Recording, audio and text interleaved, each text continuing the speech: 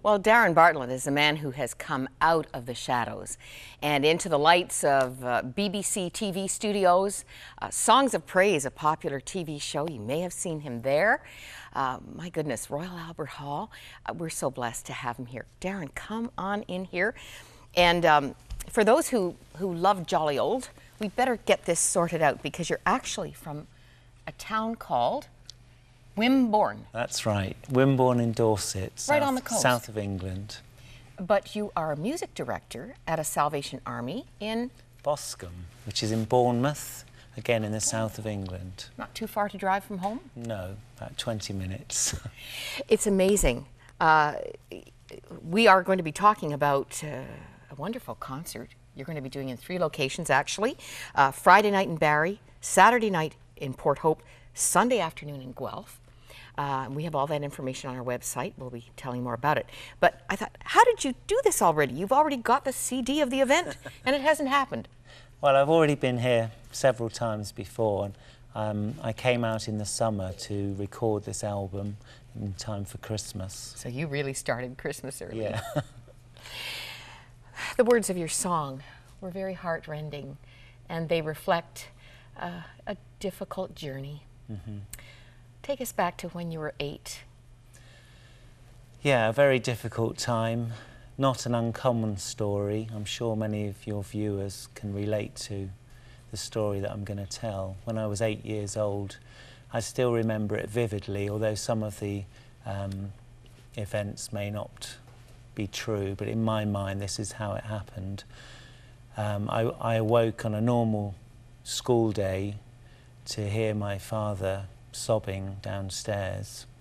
I went to see what was wrong. He was too distraught to explain anything to me or my older brother, who was 11 at the time. So I went upstairs to my mother's bedroom only to find the room empty. And then I realised, because of the past few weeks had been quite traumatic, with lots of arguing, and I realised that she'd left. For good? As I thought at the time, yes. As an 8-year-old, you just don't understand what's happening, and you feel that somehow that your mother's left you as well as your father and your brother. It's kind of a rejection. This went so deep. And I was surprised to hear you did end up living with your mother. Your brother stayed with Dad. That's right. But the pain of this was stuffed away for 35 years. Yeah, that's right. You didn't even talk to your mother about it. No. I think I was too concerned that I didn't want to hurt her by telling her just how deep the scars had gone. And so it took me 35 years to give it over to God, and also to talk to my mother about what had happened. And I don't think she realised just what an impact it had had on me. Well, that was seen in your life as you grew up. You started getting into lots of trouble. Yeah. You're so mild-mannered, it's hard to read these details, but what kinds of things express the pain? As a child, I think I did anything to get attention. I belonged to our church children's choir, and I was so badly behaved that they had to ask me to leave. They booted you out of the yes. choir. What an irony, now you direct choirs and arrange right. productions. And they didn't, obviously at the time, in those days, going back 35 years, they didn't realise what effect broken marriages could have on the children. And nobody really discussed it with you or explained what was happening. You were just too young to understand adult things.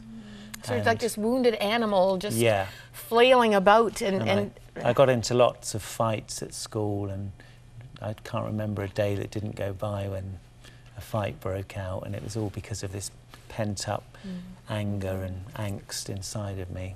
It's almost like Psalm 1 to read your journey as an older teen. You became very promiscuous. Yeah. You thought sex was love. Yeah, I thought it was a substitute for love, and the more people you could get love from, then it would help soothe the pain. You graduated as a young man to alcohol? Yeah. I don't know. I imagine in Canada there's same problems with young people here. There's quite an epidemic of binge drinking in England now, especially with teenagers. But even when I was a teen, it was easy to numb the pain with alcohol. How did God rescue you from this prison of pain? Well, I think as you heard through my music and lyrics, I was able to express my feelings and help other people through my pain. I've read recently, it says, don't waste your pain, use it to help others, and I really understand that now. So through my pain, I can help others understand how we can come through this and out the other side. Well, the Lord is using you in so many ways. I just thought we have a real music man today. Just to cover this, talk about diversity of talents, vocal coaching, vocal performance, and piano. You also teach some piano. Choral composer, you have 150 titles. Yeah. 3 full-length stage musicals to your credit. Have I left anything out? Well, oh, please. This is your solo CD. That's correct. And how touching. The song from Oliver, Where is Love? That's right, the one, is on here. Yeah. Believe. And of course, the one we mentioned, which is the concert in advance.